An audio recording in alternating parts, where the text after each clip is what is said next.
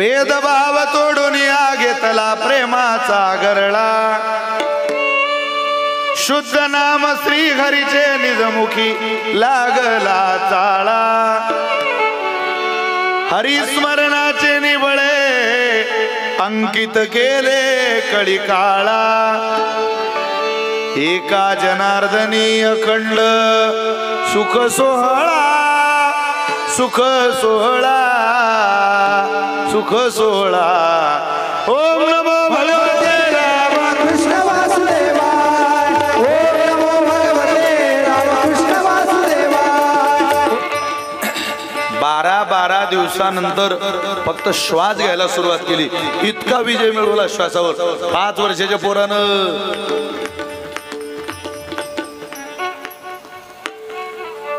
कसा उपवास केला पाहते नाही आपल्याला एकादशी जड जाते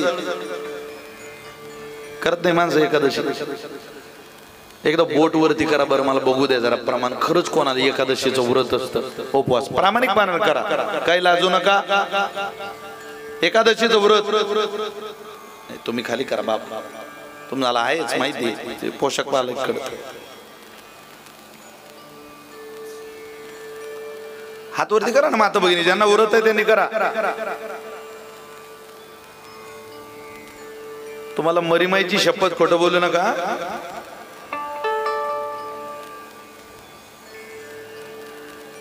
बस बस करा खाली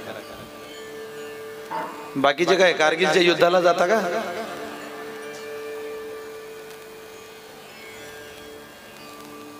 जया नाही नेम एकादशी व्रत जाणावे ते प्रेत ह्यलोकी ज्याला एकादशीचं व्रत नाही नाथ महाराजांनी त्याला प्रेताचं जीवन म्हटलं रागवू नका ही माझी प्रमाण नाही आपल्या संतांची भरपूर फराळाचं करा फलाहार घ्या एक दिवस तुम्ही तुमच्या आरोग्याकरता देऊन तर बघा धर्मा करता एकादशी व्रता करता नाही विज्ञाना करता द्या मला उपवास करायचा आहे काही वेळेला आपलं पोट खाली सुद्धा ठेवलं पाहिजे एकाच गळ्यामध्ये कायम पाणी भराल तर त्यात जंतू पडतील ना ते कोरडं पाळलं पाहिजे एक दिवस फलाहार घ्या नुसतं फळ खायचं एक सफरचंदाचं फळ खाल्लं तरी माणूस दिवसभर उपाशी राहू शकतो आम्ही आज भगवान महादेवाच्या गुफेला गेलो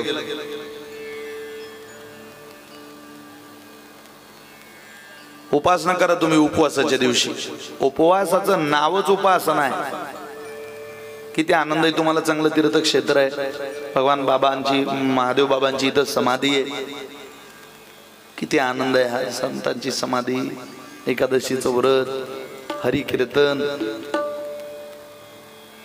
सगळं होईल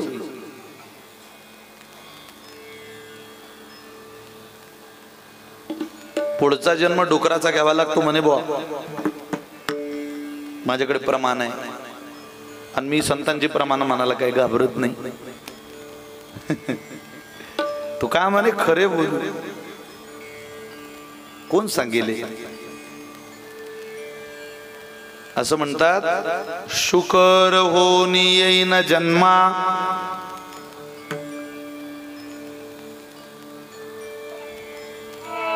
एकादशी व्रत नाही एकादशी व्रत सोमवारानं करते कोण त्यांची गती होईन नेनो तसं तर वारकऱ्याला 2 उपवास सांगितले एकादशी आणि सोमवार उपवास केला पाहिजे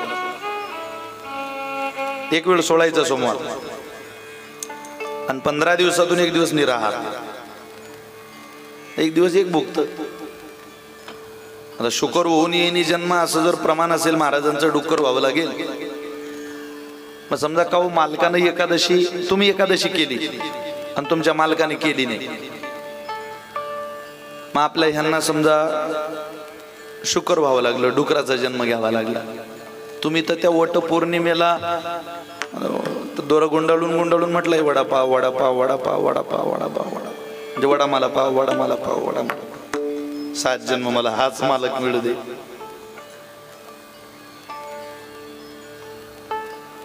बघा बाबा एकादशीची द्वादशीची स्वतंत्र उपासना भागवतामध्ये आलेली आहे रुक्मांगदा कारणे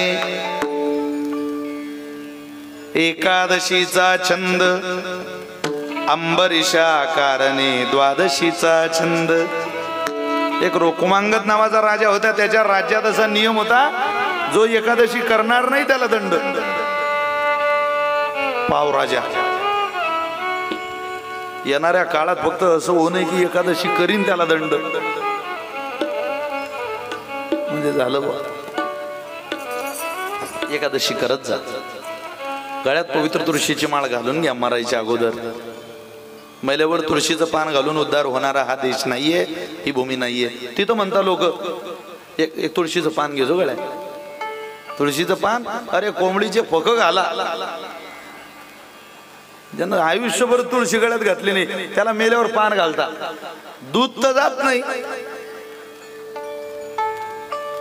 लोक म्हणतात तुळशीचं पान. असं काही बिनबुडाचे कुठलेही कायदे प्रस्थापित करत जाऊ नका.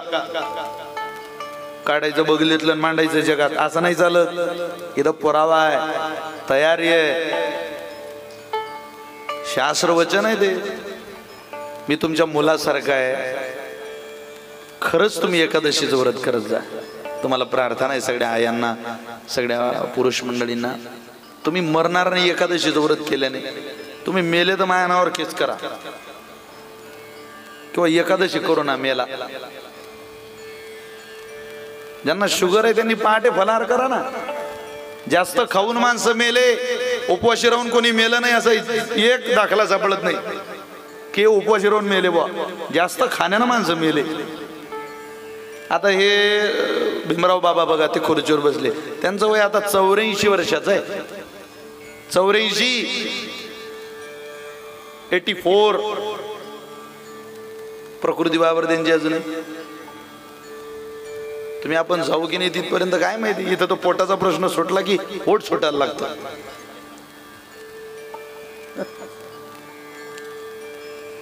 समजा पोटाचा प्रश्न सुटला, करत जा एकादशीचं व्रत. 5 वर्षाचं पोरग आहे, 4 महिन्याचा उपवास केला, देवावर विश्वास ठेवून तुम्ही सुद्धा करा. एकादशीच्या व्रताचं फल माणसाला काय, एक प्रमाण म्हणतो पुढे चालतो बघा.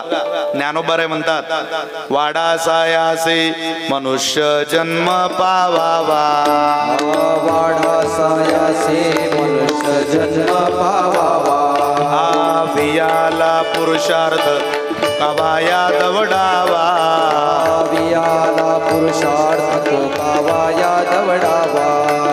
काया वाचा मने करोनी मुरारी ओळगावा, काया वाचा मने करोनी मुरारी ओळगावा.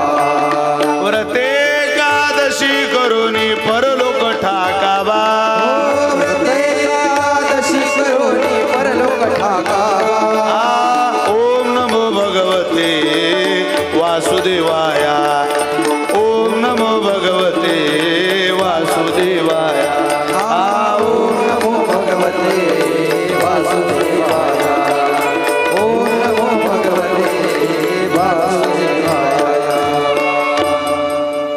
वाडा सायासी मनुष्य जन्म पावावा, वियाला पुरुषार्थ तो कावाया दवडावा.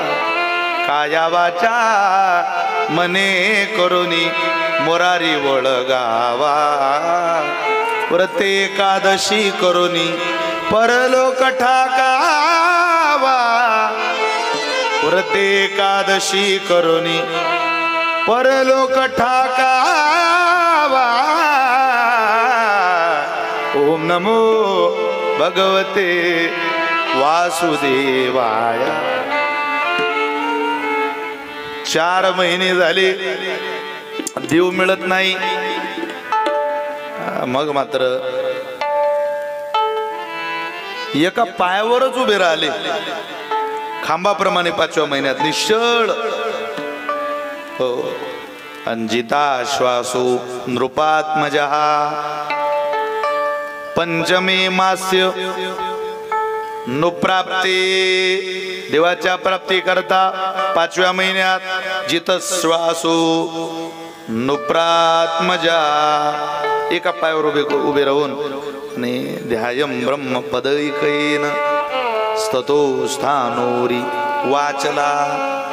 सर्वतो मन आकृष्य आधारम मदा दिनाम प्रधान पुरुषेश्वर ब्रह्मधारमा नस्य त्रयो लोकाश कंपिदे यदैकपान स पार्थिवा वार्भकस्ततो. उपासना सांगितली, एका पायावर उभं राहायचं, निश्चल असायचं, मनावर ताबा मिळवायचा. का? भगवानच मला आता तारेल, नाही तर मी जीवन संपवेल. धारणीत त्यांनी उपासना केली. शेवटी भगवंताने दर्शन दिलं. ध्रुवबाळाच्या गालाला शंख लावला. ध्रुवबाळाने परमात्म्याची स्तुती केली. हाच तो सर्वस्वी ईश्वर आहे, हा मालक आहे, ज्याला मिळवण्याकरता मला माझ्या आईने पाठवलं. काय पाहिजे ध्रुवा? काही नाही. आता याची अपेक्षाच फार सामान्य, मला पितेची मांडी पाहिजे. देणारा जगाचा मालक आणि बापाची मांडी मागतोय. परमात्मा म्हटले, ध्रुवा रे पितेची मांडी नाही, तुझी उपासना इतकी मोठी झाली की आता तुला आढळपदी बाळ मैसविला ध्रुव. आढळपदी बाळ मैसविला ध्रुव. आढळपदी बाळ मैसविला ध्रुव. आढळपदी बाळ मैसविला ध्रुव. क्षीराचा सागर उपमन्या. क्षीराचा सागर उपमन्या. क्षीराचा सागर उपमन्या. क्षीराचा सागर उपमन्या. अढळपदी बाळ मैसविला ध्रुव. अढळपदी बाळ मैसविला ध्रुव. अढळपदी बाळ मैसविला ध्रुव. अढळपदी बाळ मैसविला ध्रुव.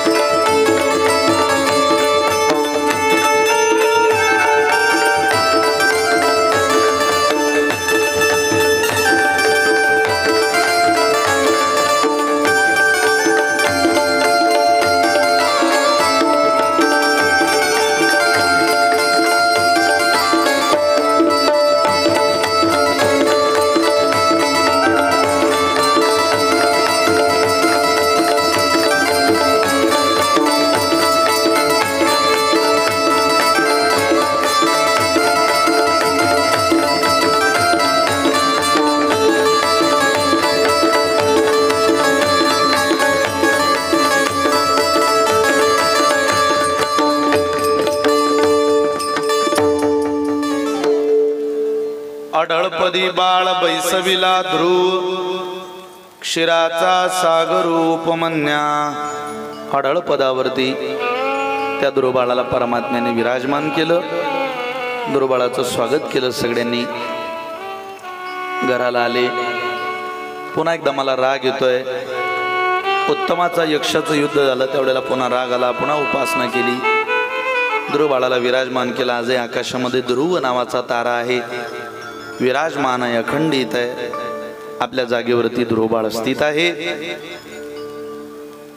त्या ध्रुवाच्याच वंशातल्या काही राजांची चरित्र पुढे सांगितली. पुरंजन आख्यान सांगितलं. पुढं व्रतप्रियाचं चरित्र आहे. ज्याला व्रतप्रिय आहे, पाचवा मुलगा प्रियव्रत. तो आधी विवाहाला तयार नव्हता, पण नंतर पंचमस्कंदामध्ये असं वर्णन आलं. गृहे रमत, त्यानं गृहस्थ आश्रमामध्ये रममान व्हायचं ठरवलं. त्याला अग्नीसारखी मुले झाली. पुढे नाभीचं चरित्र आलं. नाभी पुढं ऋषभदेवांचं चरित्र आलं. त्या ऋषभदेवांचा मुलगा भरताचं चरित्र श्रीमद भागवतामध्ये आलेलं आहे. 7 दिवसामध्ये कथा सांगणारे शुकाचार्य झाले, ऐकणारे राजा परीक्षिती झाले. तुमच्यासारखे राजे परीक्षिती कथा ऐकायला मिळू शकतात, पण सांगणारे शुकाचार्य आताच्या काळात भेटणं फार कठीण आहे. माझ्यासारखा तर ती कथा पूर्णच करू शकत नाही. मी एक अल्पबुद्धीचा व्यक्ती आहे. कथा पूर्ण करावी लागते 7 दिवसात, नाही तर 7 दिवसात काही कथा पूर्ण होत नाही. तेही एका सत्रामध्ये कॅपॅसिटी ना सांगणाऱ्याची राहिली ना ऐकणाऱ्याची राहिलेली आहे. पण कथेला स्पर्श करून पुढे मात्र आपल्याला सगळ्यांना जाता येतं. पुढे भरताचं चरित्र सांगितलं. ज्या राजावरून या देशाला भारत असं नाव पडलं,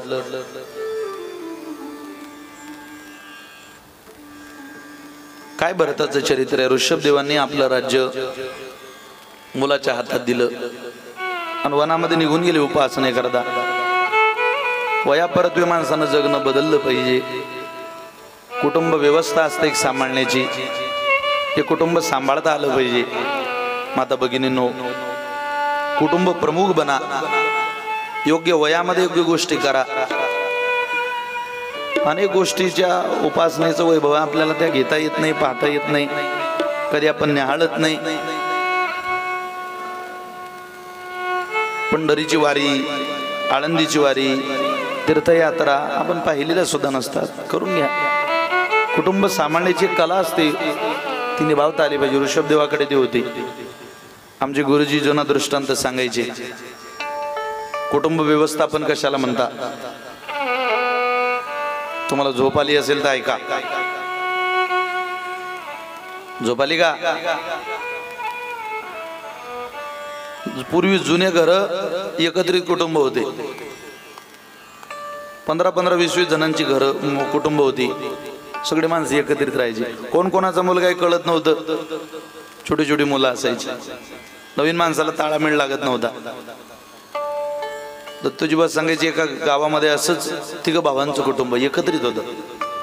मोठ्या घरामध्ये एका बाईला सगळे कामं करता येत नाहीत, सगळे कामं वाटून दिलेले असतात. त्या घरातही कामं वाटून दिलेले होते. लहान्या सोनेने स्वयंपाक करायचा, मधल्या सोनेनं धुनी भांडी करायची आणि मोठ्या सोनेनं शेताला जायचं, अशी कामं होती त्या घरात. एक दिवस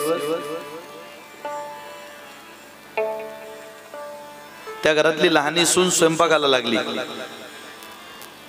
मग ती स्वयंपाक बनवता बनवता भाजी बनवायला तिनं टाकली. सगळे पदार्थ घातले तिनं भाजीत, फक्त मीठ घातलं नव्हतं. चांगली हुशार स्वयंपाकातली स्त्री भाजीत मीठ कधी घालते हो? कधी घालते? तुमच्या घरी स्वयंपाक करायला बाया ठेवल्या काय? मग तुम्ही सांगत नाही. तुम्ही स्वयंपाक करत आहे ना, बोला ना जरा. कधी घालते हुशार स्वयंपाकातली स्त्री भाजीत मीठ? फोडणीच्या वेळेला, म्हणजे गतका आला भाजीला, शुद्ध विदर्भाच्या भाषेत सांगायचं झालं तर. शिजायला आली भाजी, उकळायला आली की तेव्हा ती भाजीत मीठ घालते. कारण मीठ हा क्षारयुक्त पदार्थ आहे. लवकर घातला तर भाजी शिजत नाही, भाजी शिजायला वेळ लागतो. तसं मी सांगायची 100 रुपये घेत असतो. जाऊ द्या, आता तुम्ही महादेव बाबांच्या दरबारात आहे.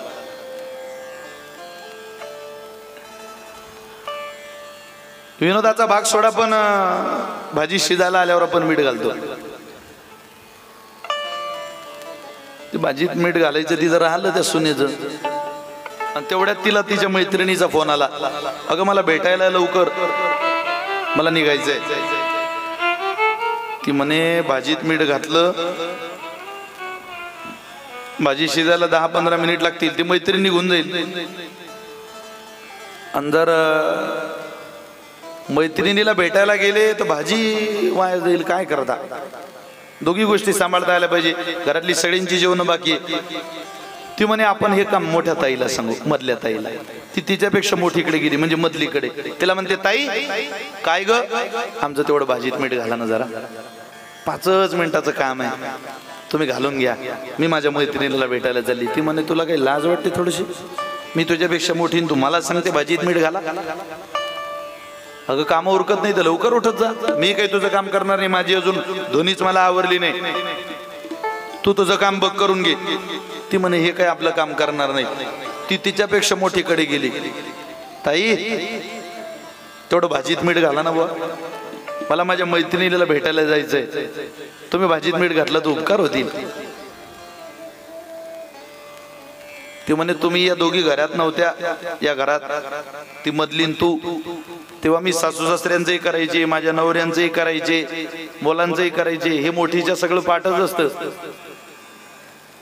शेतालाही जायचे. तुम्ही दोघी या घरात आल्या, मला वाटलं जीवाला काही सुख भेटेल. कसलं आलं सुख? तू आली भाजीत मीठ घालत सांगायला. तुझं काम तू कर. ती म्हणे हे काय आपलं बहुतेक काम करणार नाही. ती हायकमांड कडे गेली. आत्या आत्या आमच्या भाजीत मीठ घालावं तेवढं जरा. ती म्हणे मी भाजीत आणि मीठ. तिनं 15 मिनिटीचा इतिहास, भूगोल, नागरिक शास्त्र सगळाच काढला.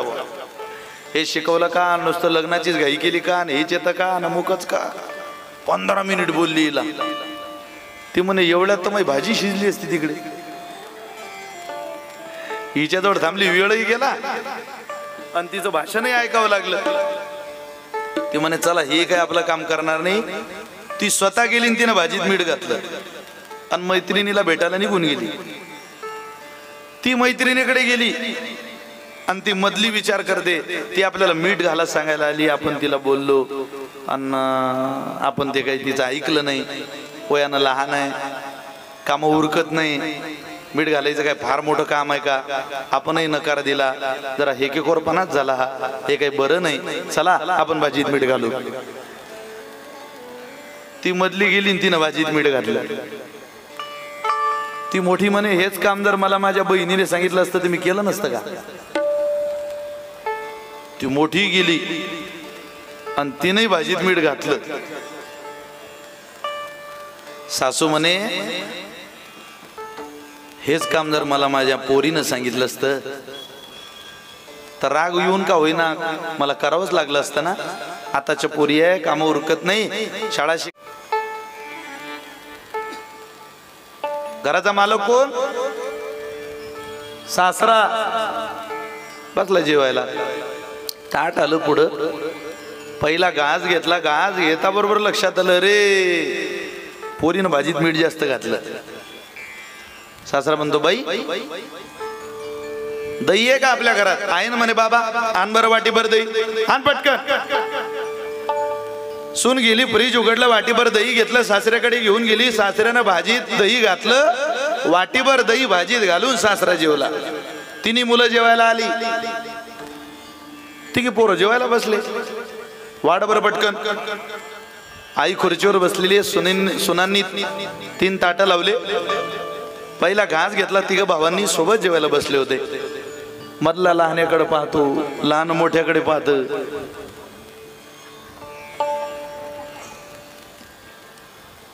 बीड जास्त आहे. आई बाबा जेवले का ग?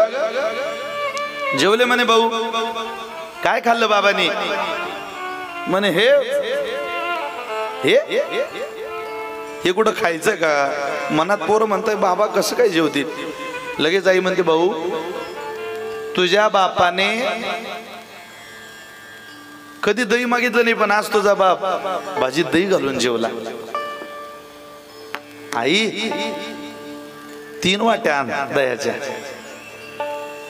3 वाट्या दह्याच्या आणल्या. तिघी वाट्या पोरांनी वाटी वाटी भाजीत दही घातलं आणि 3 मुलं जेवले. जेवून तृप्त झाले. आता जेवायला बसल्या. कोण? माधुरी, अर्पिता. तुमच्या घरच्या बाईचं नाव काय? विजू. हे आमच्या गायकांचं लग्न ठरलंय. आता नुकताच साखरपुडा झाला. कल्पना, माधुरी, ऐश्वर्या सगळ्या जेवायला बसल्या. जया बच्चन, सासूबाई बी बसल्या ना. आणि मग पहिला घास घेतला. मग लक्षात आलं, रे राम राम राम राम, ताई तुम्ही घातले होतं वाटते मीठ. ती म्हणे हो थोडंसं घातलं होतं म्या, थोडंसं. लक्षात आलं माझा दृष्टांत संपलेला आहे, पण तुम्हाला मुद्दा पटवून द्यायचा आहे. हसून मोकळे झालात तुम्ही. भाव आहे का? चौघींनी मीठ घालून सुद्धा त्या घरातली सगळी माणसं जीवन तृप्त आहे आणि घरात वाद झाला नाही. हीच जर भाजी तुमच्या माझ्या घरात झाली असती तर भांडण झालं असतं आपल्या घरात. त्या घरातली चारही माणसं जीवन तृप्त आहे. ऐका ऐका, भाव ऐकून घ्या अगोदर, नंतर टाळ्या वाजवा. चौघही माणसं जीवन तृप्त आहे, घरात वाद होत नाही. घरातल्या लक्ष्मी सारख्या सुनेला एका शब्दानं कोणी दुखवलं नाही. याला कारण काय? त्याला कारण एवढं आहे, मायबाप त्या घराचा कुटुंब प्रमुख असलेला सासरा भाजीत दही घालतो आणि जेवतो, हे त्याचं प्रमुख कारण आहे. कुटुंब प्रमुख बना. तसं या कुटुंबाचा प्रमुख सद्गुरू महादेव बाबा आहे. तुमचं माझं जीवन सुरळीत बनण्याकरता महादेव बाबांनी त्या खारट मिठात दही घालायचं काम केलं आणि आजही तृप्त करत आहे जीव घालून. निदान खाऊ घालणाऱ्याची तरी जाणीव ठेवा, त्याच्या उपकाराची जाणीव असू द्या. कुटुंब प्रमुखाची भूमिका निवडणाऱ्या सांभाळणाऱ्या महादेव बाबांच्या कृपेची जाणीव तुम्हाला असू द्या. आता काही लोक आंधळी भक्ती करतात, वाटेल तशी नवस करतात. त्यातली भक्ती भागवताने खोडून काढली. आंधळी भक्ती करू नका. मी पाहिले काही आपल्यासारख्या ज्या कुळातली माणसं तिकडे घुमत चालले कोण्या देवाला. मी एक बाई पाहिली मलकापूरच्या बस स्टँडवर, बाबा रमेश बाबा. तिनं केस बिस मोकळे सोडले. मी पाहिलं माझ्या गाडीतून. आमच्या विनोद बोला, म्हटलं गाडी थांबवा, फोकट चित्रपट पाहायला भेटतोय. ती बाई घुमत होती, तिनं केस बिस मोकळे सोडले. सैल्या सैल्या सैल्या सैल्या सैल्या. अरे म्हटलं बापरे. तिचा नवरा मागे उभा, त्याला वाटलं खाली बिली पडीन, तो इले धरायला. तिचं घुमणं चालूच. सैल्या सैल्या सैल्या. मान बिनंते. बस स्टँडवर होते ते, एसटी स्टँडवर. कंडक्टर थांबला, घेतला एसटीचा दरवाजा लावून. निघाली ती एसटी. ती एसटी धकल्यावर बाईच्या ध्यानात आलं, आपण तर सैल्या करून राहिलो, पण आपल्या थैल्या गाडीत आहे.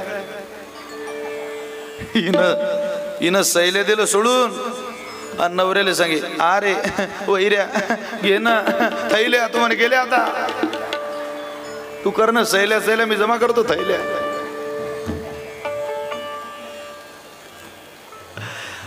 लबाडाचा बाजार आहे ही आंधळी भक्ती आहे. तशी याची आंधळी भक्ती होती. मी नरबळी देईन. मुलगा झाला, त्या चोराच्या सरदाराने नरबळीचा शोध घ्यायला सुरुवात केली. दोन चोर आले, जळ भरतच दिसले. अरे कामाचा आहे, घेऊन चला. जास्त बोललं नाही, शांत राहिलं की लोक त्याचा गैरफायदा घेतात. नागाची पूजा करता माणसाच का? नागपंचमी बाबा. बरं, पण लोकांच्या दृष्टीनं नाग ही देवता आहे, पण 50% 60% माणसं तर त्याची भीती आहे म्हणूनच पूजा करतात.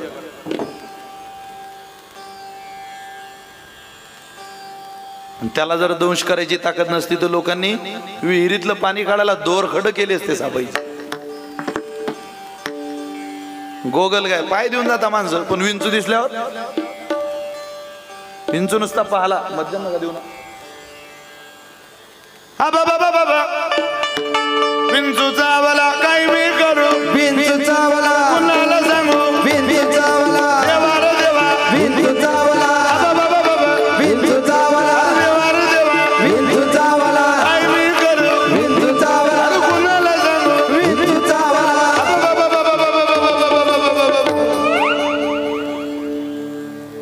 गोगल गाय पाय दिसली तर पाय देऊन चालले जातात. आणि विंचू दिसला तर माणसं उडी मारतात का? त्याला हायड्रोलिक दिलंय ना देवानं. नांगी मारली समजा, काय छान वाटते विंचू चावल्यावर. काय मजा येते, ती वेगळी मजा आहे. कोणी कोणी घेतली विंचू चावल्यावर? चावल्याला बऱ्याच लोकांना निम्मे, मलाही चावला एकदा. आम्ही क्रिकेट खेळत होतो आमच्या कॉलेजला औरंगाबादला, आताच संभाजीनगर, मॉडर्न अध्यापक विद्यालयामध्ये. आणि एक शेजारी म्हातारी चालली, खेळत होतो. आता बालपणात माणूस जरा आगाऊच असतो.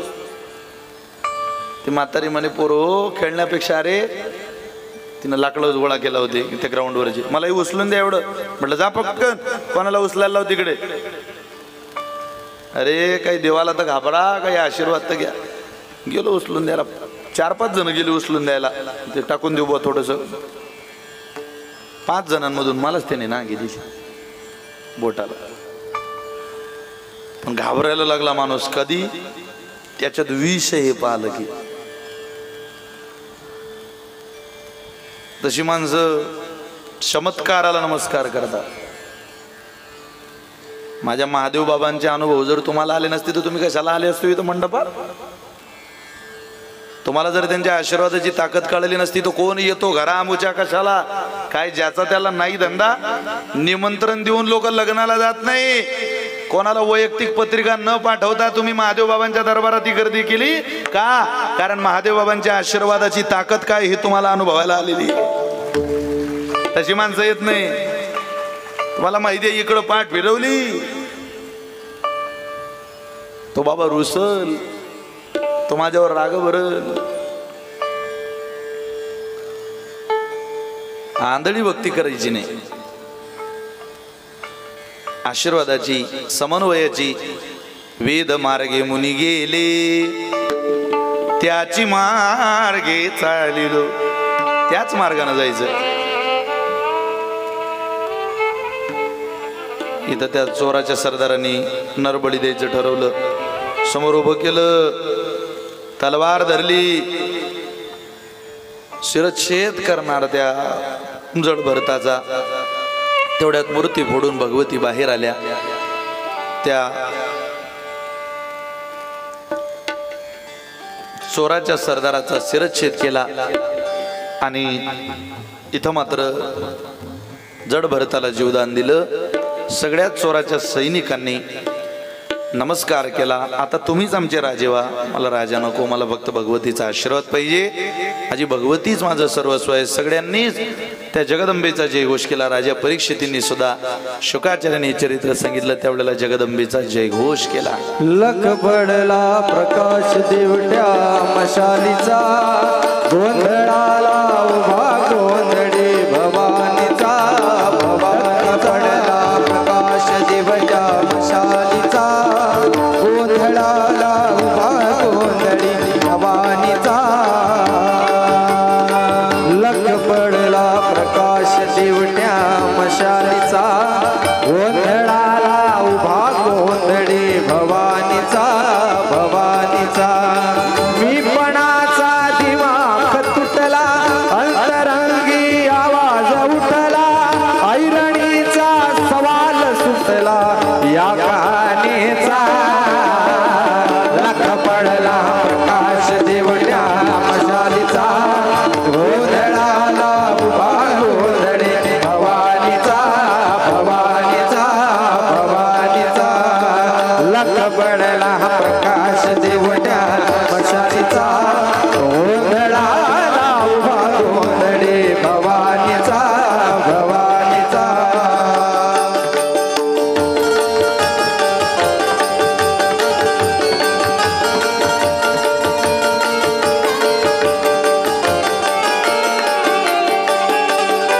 हीज तळपली, आग उसळली, ज्योत झळकली आई ग. हीज तळपली, आग उसळली, ज्योत झळकली आई ग. यात तिची काजळ काढी रात सरली आई ग. बंद विणला भेद शिणला, दुःखाची आस जीवाला रोज छळते आई ग भर दुःखाची आस जीवाला रोज छळते आई ग माड कवड्याची घातली ग आग डोळ्यात दाटली ग कुंकवाचा भरून मळवट या कपाडीला लख पडला प्रकाश देव